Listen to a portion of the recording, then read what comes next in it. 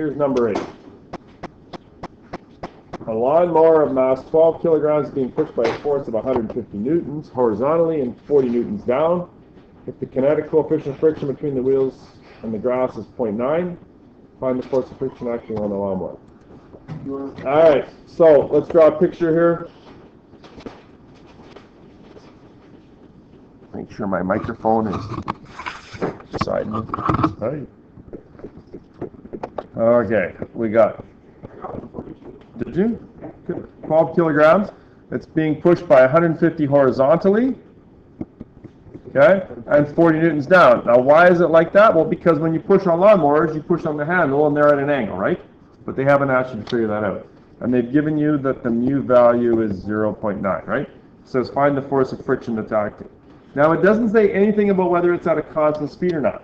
I don't know about you, but when I cut my grass, I don't start at one side of the lawn and then accelerate across the lawn, right, and then have to slow down. I tend to push at a constant speed. So you would think that you would be pushing at a constant speed here, wouldn't you?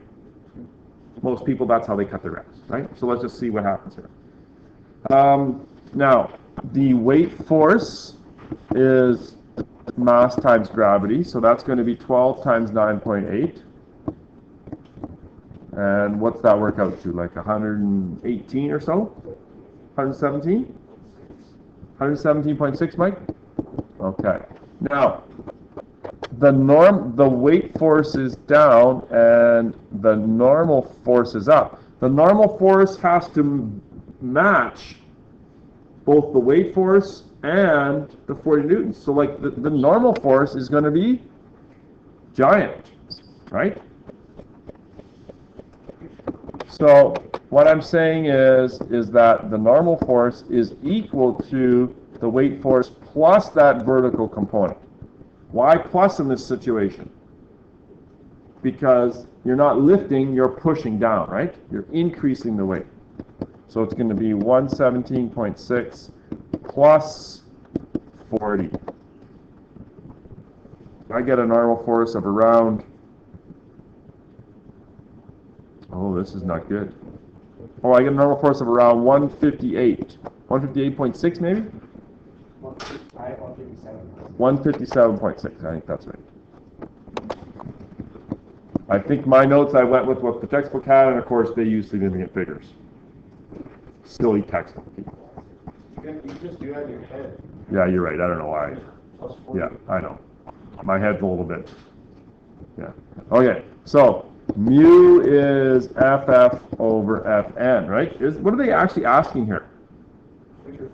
Friction. Oh, the friction force. Oh, okay. So mu equals 0.9 FF over Fn, which is 157.6. You actually get a friction force of 142 newtons. Back to my original comment, how hard is this person pushing the mower sideways? 150. So they're actually pushing harder than friction, right? The net force is going to be 150 minus 142. They're actually accelerating this lawnmower, which is very strange. Right? This is downhill. Well, I guess. Example 9 then goes and says, what's the acceleration of the lawnmower? And then you go, oh, okay, well, duh. So the acceleration of the lawnmower is going to be F net is equal to MA. So I got 8 is equal to, what is it, 12 kilograms? So it's 8 over 12, or 0.7. Now, you would certainly accelerate a lawnmower at the beginning, but you wouldn't accelerate for very long. You would eventually be going crazy fast, and it would be dangerous, and no one's going to be like sprinting across their lawn with their lawnmower. Come on. Unless they're like a Brawny 8 person of some type. Okay, number 10. Oops. Number 10. Here we've got a crate that's weighing 50 kilos. One person is pushing from the right with a force of 50 newtons. So pushing from the right, that means that F1 is to the left at 50, and the other person is pushing from the left with a force of 80. Call that F2. The coefficient of friction is 0.3. Find the acceleration of the crate. Okay, well first step would be to do what? Find the net force, exactly, right? Now, which way is the friction force?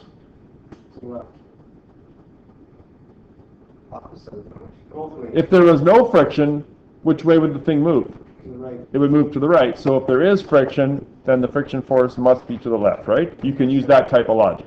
Is that what you said? Okay. So we're going to write F net is going to be 80 minus 50, and we'll write minus friction force, but we really know it just means to the left, right? Okay, so because it's 50 to the left, right? 80 to the right, 50 to the left. So we're going to have 30 minus, and here what I'm going to do is I'm just going to take my FF and I'm going to rewrite that as mu Fn. Is that okay? Can I do that? Right? I mean, I guess what I could do is I could say mu equals FF over Fn. Mu is 0.3. The friction force is what we're solving for. And the normal force here is going to be weight force, which is mass times gravity, or 50 times 9.8. Let's do this. So FF is, FF is 147. Is that okay? That's a lot of friction, isn't it? So now, what happens over here? What's my net force? Negative 117. Does that mean that the crate is moving to the left? No, it means that there's not enough force to move it. Not enough force to move the crate. In fact, even if they just had person 2 pushing with 80, it wouldn't be enough force to push it. Never mind someone trying to hold them back with another 50. Therefore, acceleration is 0. What about number 11? Oh, this one. Oh, yeah. This one. A 0.5 kilogram block is being slid up a chalkboard with an applied force of 6 newtons upward and 2 newtons inward toward the board. The coefficient of kinetic friction is 0.4. Calculate the acceleration of the block. This one is hard. So it's just like a vertical wall for those. Yes. So you're pushing something up a wall. So let's just talk about this for a second. Weight force is obviously down, right? Now they're pushing with 6 newtons upward. Let's just call that F1 is 6. And 2 newtons inward. Let's call that F2. What likely is happening is they're pushing at an angle, and those are the components, right? Which way is the friction? Down, because it's moving up. And which way is the normal force?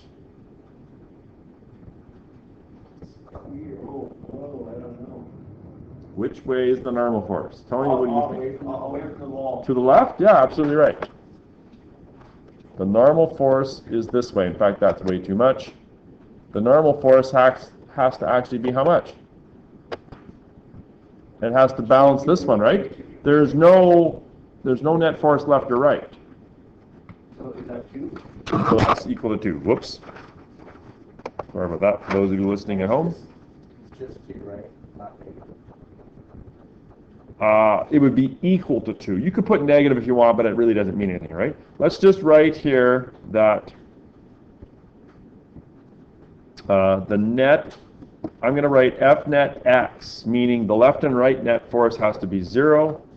Therefore, the normal force must equal F2. The normal force must be 2 newtons.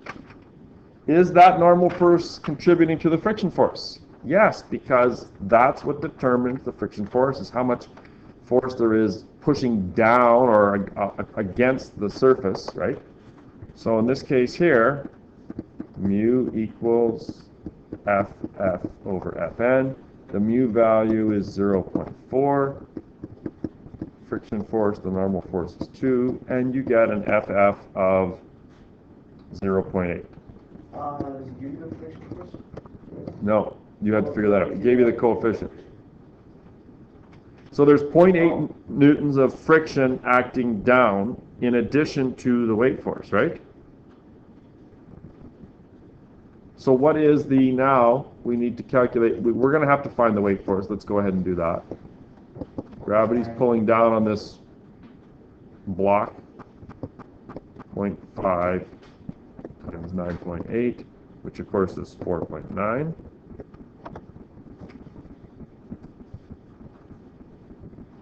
And so now my question to you is, what is the F net in the y direction? Well, it's going to be F1 up plus weight force plus friction force. And when I say plus, I mean vector add, which means 6 up minus 4.9 down minus 0.8 of friction down, which is a teeny tiny 0.3 newtons.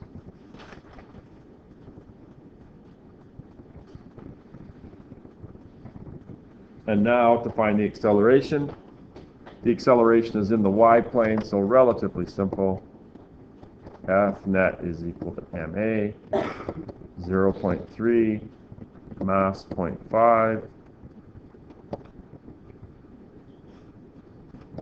0.3 divided by 0.5, or 0.6 meters per second squared. The F net x has to equal 0 because the block isn't accelerating left or right, right? It's only accelerating up. So the x forces have to be balanced to give you a net force of 0. Otherwise, the block would be accelerating into the wall or bouncing off the wall. Let's look at 12. A puck of mass 0.3 kilos is sliding along an essentially frictionless patch of ice at 6 meters per second. It encounters a rough patch of ice with a coefficient of kinetic friction of 0.1. How long will it take the puck to stop, and how far will it travel? So drawing the picture. Weight force. Normal force. It's already sliding, and then it encounters a rough patch, as we all do in our life from time to time. And there's some friction there.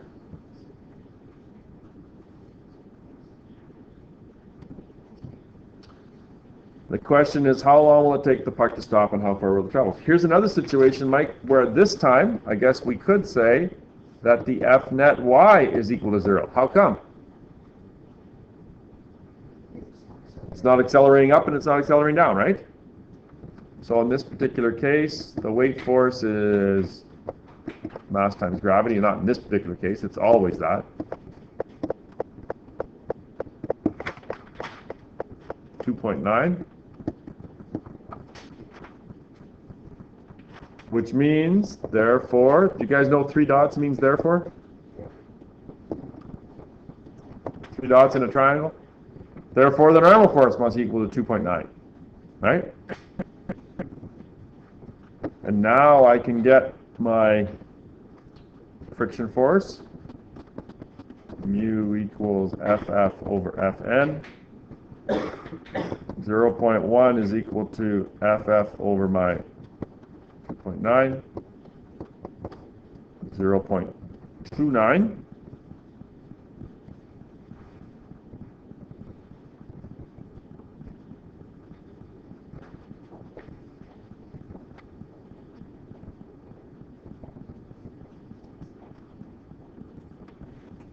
And in this particular case, what's F net x? Is it equal to 0? No, because it's actually slowing down. The F net x, what's the only force acting in the x direction? FF, right? So in other words, the F net is equal to 0.29. That's the force that's causing it to slow down, right? So how far will it travel and how long will it take for the puck to stop? I have to use my bridging formula, F net equals ma.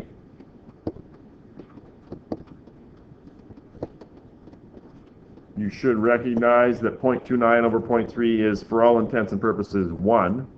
It's actually 0.97, I guess. So the puck is decelerating, slowing down at minus 0.97 meters per second squared. And now the question of how long it will take to stop and how far will it travel are basic kinematics questions. So how long will it take to stop? Vf equals Vi plus At. That's a formula that you should have on a sheet somewhere. To stop means the final velocity is 0. I think it said somewhere the initial velocity was 6, am I right? Yep. So I've got minus 0.97 t. Solving that for t gives us 6.2 seconds. Okay, last little bit. We also have to know how far it will go. We're going to use d equals VIT plus 1/2 AT squared. Initial velocity is 6, time of 6.2. I'm going to run out of space here, aren't I? No, Y3.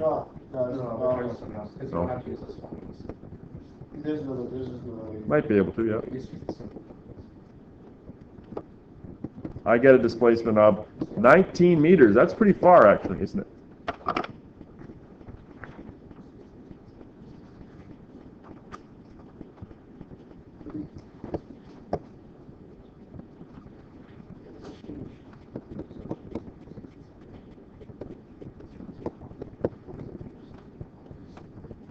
Okay, and the last thing is, there's a few more book questions that you can work on. I'm not saying you have to do them all. Do as many as you think you need to.